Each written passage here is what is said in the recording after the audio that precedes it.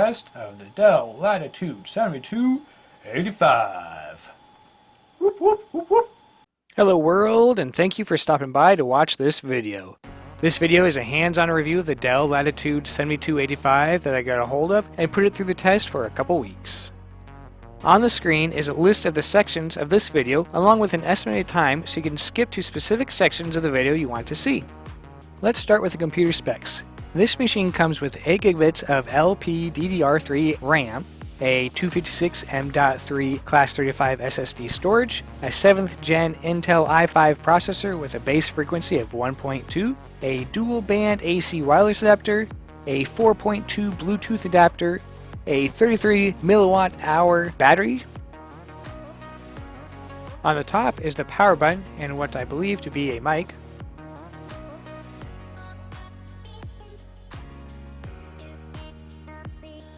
On the right is the Windows Home button and a Kingston lock attachment hole.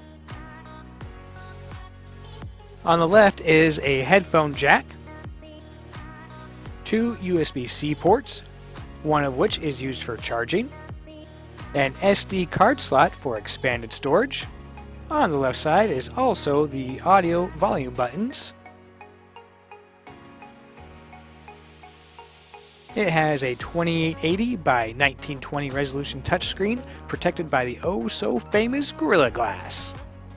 There is a 5.76 megapixel back-facing camera and a 0.92 megapixel forward-facing camera. Last but not least, there is a forward-facing infrared camera. This is nice for those of you who like to use Windows Hello. Now let's take a look at the machine's measurements. For the width, if I measure it down the middle, which looks to be the widest spot, is almost 10 7/8 inch.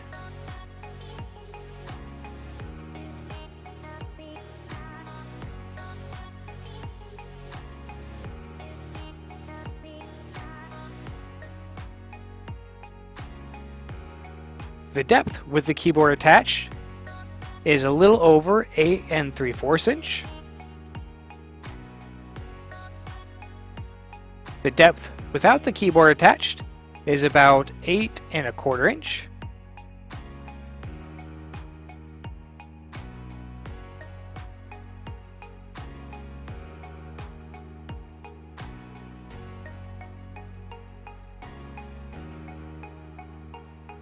The thickness with a keyboard, if I don't push hard on the caliper, it's a little under 3/4 inch.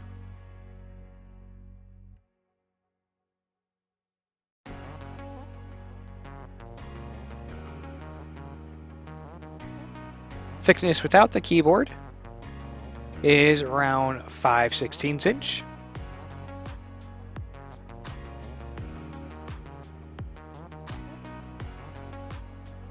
I open it up and measure the screen diagonally. The screen size is a little over 12 1/4.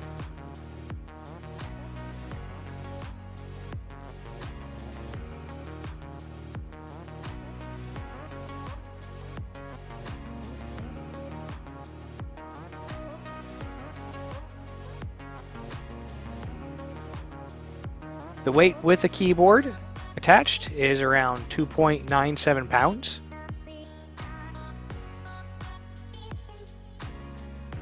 If I take the keyboard off, the weight without the keyboard is around 1.51 pounds.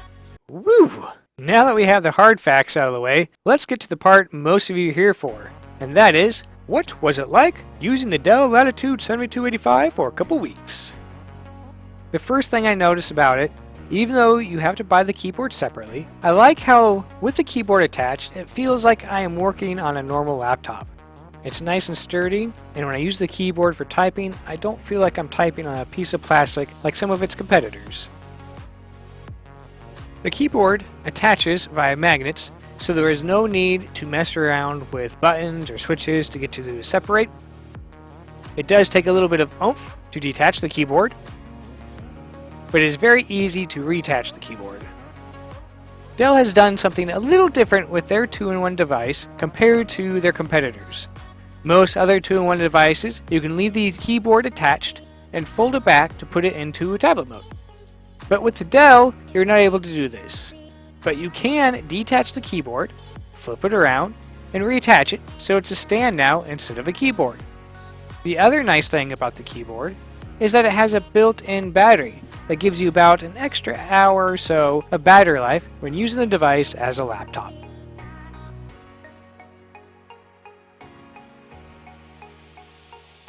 Another thing that I like about this device is that it comes with 2 USB-C ports, and one of them is used to charge the device.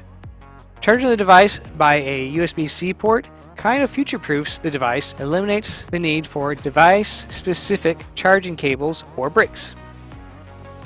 Even if that is the future things are going, we're not quite there yet. There are still plenty of USB-A type of devices out there that are used on a day-to-day basis, mainly flash drives.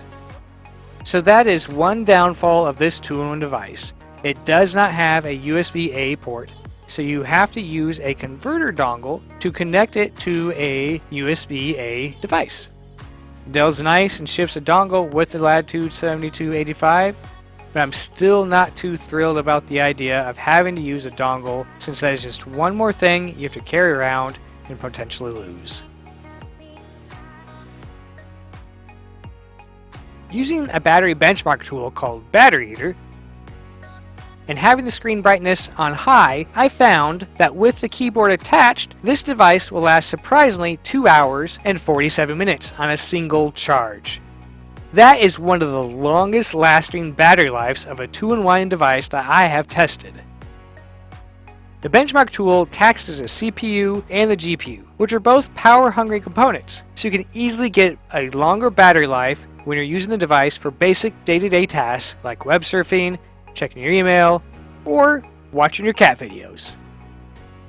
The wireless card range is fairly nice. While streaming a movie from my in-home server, I can go outside and get about 65 feet away from my house before I start to see performance issues. If it helps give you a better idea of the range, I have an Asus RT N66U wireless router, and for this test, the signal had to go through a block exterior wall and a drywall interior wall. The forward-facing built-in 0.92 megapixel camera is nothing to write home to mom about. I took a handful of pictures with it. On the screen is an example of one. All of them turned out a little grainy, but I could still make out what was in the picture. I was not able to get any example pictures taken with the back-facing 5.76 megapixel camera due to it crashing the computer every time I tried to use it. This was even after trying different drivers and trying a fresh install of Windows 10. The built-in speakers produce surprisingly good quality sound coming from 2 tiny speakers at the top of the screen. I tested the speakers by jamming out to some tunes, courtesy of bensound.com. I did test the screen video quality by watching some shows and movies on it. It did prove to be of decent quality, but not sure I would want to watch videos on it all day long due to me having to squint and get really close to see what was playing. The built-in microphone is okay. Maybe not the best. It seems like there was a slight hiss to the recording. In the following mic test, the mic level was set to 50% and the boost was set to 20%. Alright, starting the test audio recording. After showing the settings for the mic or the recording, here I am sitting about, let's say, probably about 14 inches away from the mic. We're going to go test 1 2, test 1 2, test 1 2 3 4. That concludes the audio test of the Dell Latitude 7285. Whoop whoop whoop whoop. One of the problems I had with this device was getting it to boot to a flash drive. Most people will not dock points from the device for this, since they will most likely never boot their device to a flash drive. But when I get a new device, I like to wipe the hard drive and do a fresh install of the operating system. For most devices, this requires the ability to boot to a CD drive, or in the case of this device, a USB flash drive. After making a number of changes in the BIOS, I was able to get it to boot to a USB drive and do a fresh install of the Windows operating system.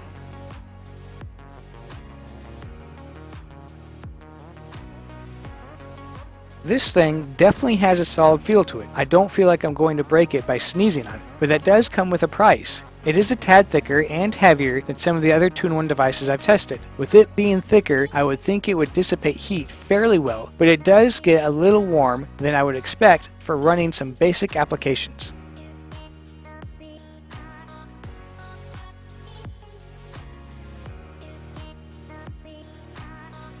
I had it running File Explorer, Internet Explorer, Firefox, Outlook, Microsoft Word, and Excel for about 30 minutes. Then, using an infrared thermometer, I took some temperature readings on the back side in various spots. I found the lowest temperature to be around 81 degrees Fahrenheit in the lower left corner. I found the hottest spot to be the top right corner, which got up to 108 degrees. That is hot.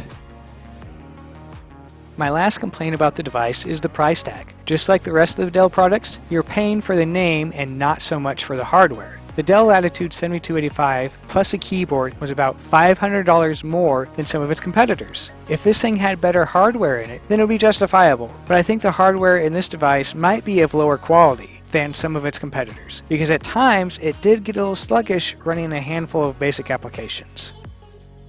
So there you have it, folks. That is my 2 cents of the Dell Latitude 7285. On the screen is a recap of my pros and cons of this device. The 2 pros I'd like to highlight is the battery life and how it feels like a normal laptop. The 2 cons I'd like to highlight is the price tag and the need for a USB-C to a USB-A dongle. If you found this video helpful, please hit the like or thumbs up button. If you like watching these kinds of videos, then please check out some of my other videos or be sure to hit the subscribe button. Thanks for watching, and see you next time.